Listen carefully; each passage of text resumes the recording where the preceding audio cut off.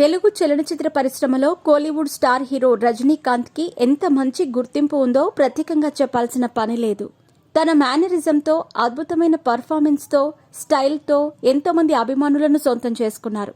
ముఖ్యంగా రజనీకాంత్కి ఒకానొక్క సమయంలో చాలామంది తెలుగు హీరోలు కూడా సపోర్ట్ చేశారనే విషయం అందరికీ తెలిసిందే. సౌత్ సూపర్ స్టార్ రజనీకాంత్ గురించి పరిచయాలు ప్రత్యేకంగా అవసరం లేదు. తన అద్భుతమైన పర్ఫార్మెన్స్తో ఎంతోమంది ఆడియన్స్ని తన వశం చేసుకున్న ఈయన జపాన్లో కూడా స్టార్ హీరోగా నేటికి చెలామణి అవుతున్నారంటే ఇక ఆయన స్టైల్కి, ఆయన పర్ఫార్మెన్స్కి ఆడియన్స్ ఏ రేంజ్లో అడిక్ట్ అయ్యారో చెప్పొచ్చు. ఇలాంటి రజనీకాంత్పై తెలుగు ఆడియన్స్ అసహనం వ్యక్తం చేస్తున్నారు. మరి అసలు విషయం ఏంటో ఇప్పుడు చూద్దాం. భాషను గౌరవించటం అనేది ప్రతి ఒక్క ఇండస్ట్రీ తప్పకుండా ఫాలో అవ్వాల్సిన రూల్. ఆ బేసిక్ రూల్ని ఈ మధ్య తమిళ నిర్మాతలు లెక్క చేయటం లేదు. ముఖ్యంగా తమిళ సినిమాలు తెలుగులో డబ్బింగ్ చేయటం అనేది అనాదిగా వస్తున్న ఆనవాయితీ అనే చెప్పాలి.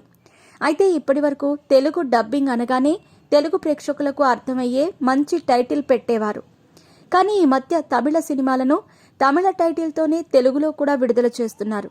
ఈ ఒరవడి మొదలుపెట్టింది హీరో అజిత్ అనే చెప్పాలి.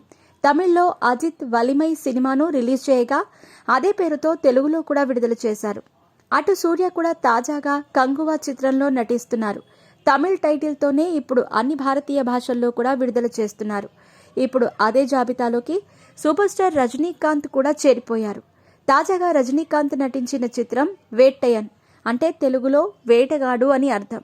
మరి ఇలా కనీసం తెలుగు టైటిల్ మార్చకుండా భాషను అవమానపరచటం అనేది రజనీకాంత్ నుంచి ఆడియన్స్ ఊహించలేదు.